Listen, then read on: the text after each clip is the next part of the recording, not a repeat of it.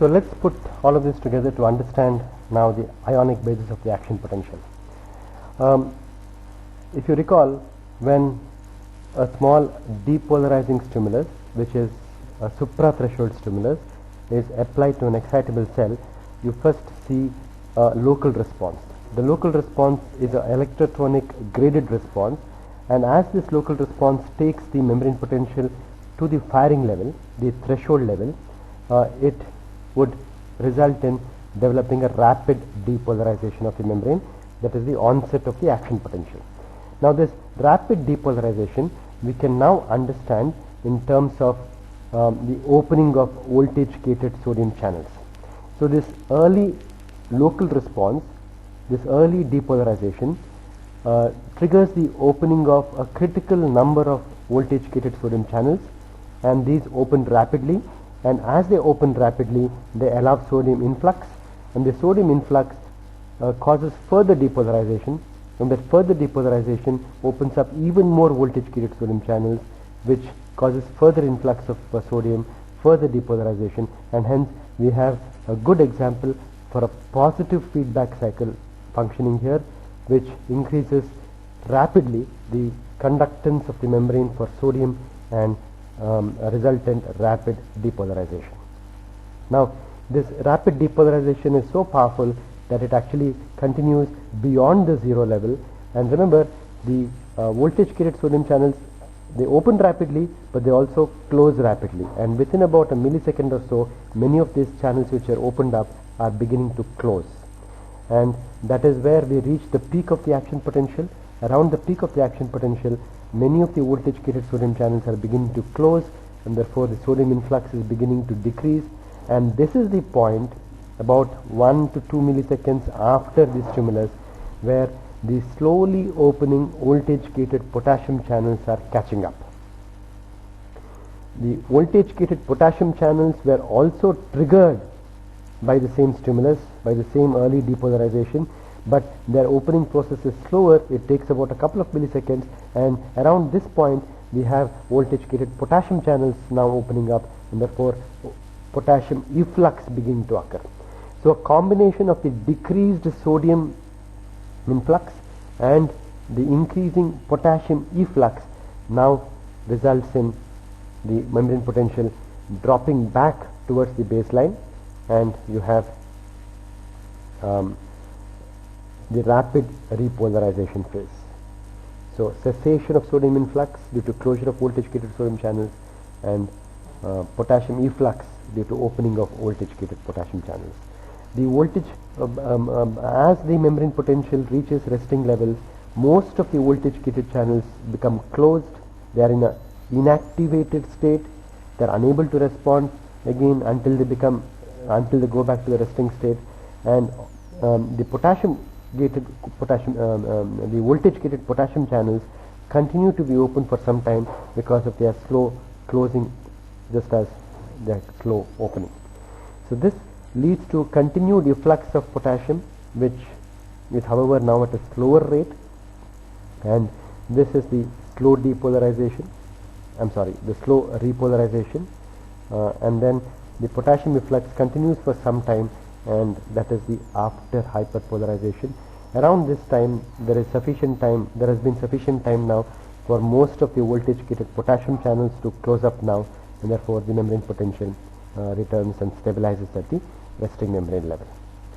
So local response, electrotronic response, rapid depolarization due to opening of voltage gated sodium channels and the rapid influx of sodium, the overshoot because of the continued sodium influx, the momentum takes it above zero, and then at this point the sodium channels are closing, the potassium channels are opening, and therefore this termination of sodium influx and the onset of potassium efflux begins the rapid repolarization, and the potassium efflux continues as more and more voltage gated potassium channels close.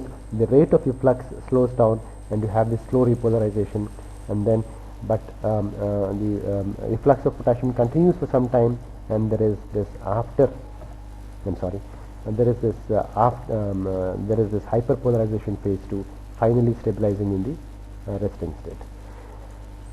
So this diagram juxtaposes the action potential. This is the action potential. You can see the rapid depolarization, overshoot to around plus 30, plus 40, rapid repolarization, and the slow repolarization, and the after hyperpolarization. Now it superimposes the conductance changes in the same graph. So you can see the sodium conductance increases rapidly, and this is responsible for the rapid depolarization. It begins to terminate, it begins to decrease at this point around the peak of the overshoot, and that is the point, if you notice carefully, that the potassium conductance, the blue line, is catching up. So the potassium conductance begins to increase along with the sodium conductance, but it is much slower, and it reaches a peak around that time.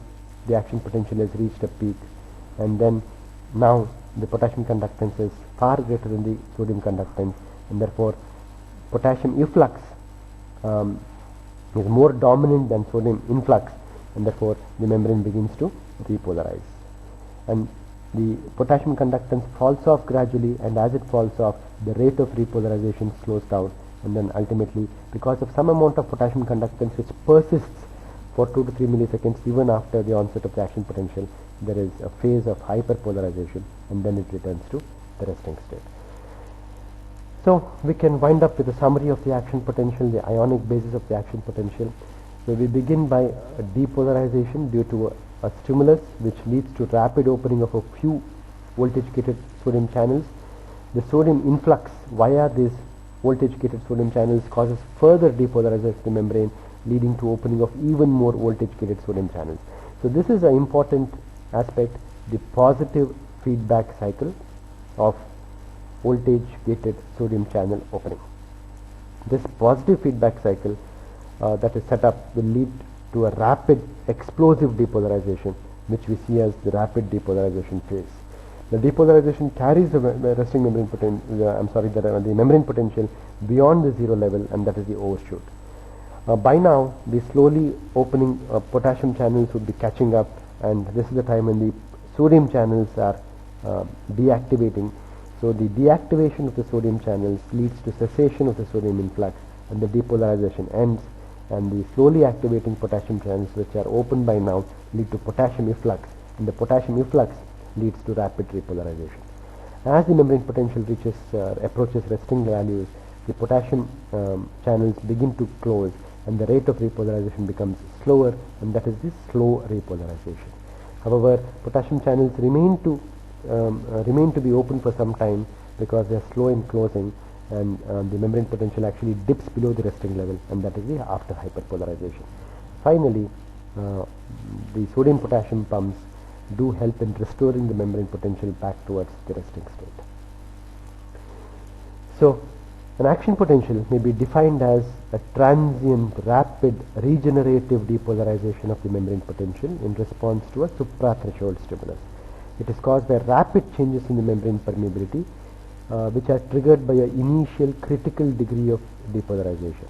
This initial critical degree of depolarization is required to push the membrane potential beyond the threshold level or the firing level. The early rapid increase in permeability of sodium causes depolarization, and the slowly developing permeability for potassium causes repolarization. Thank you.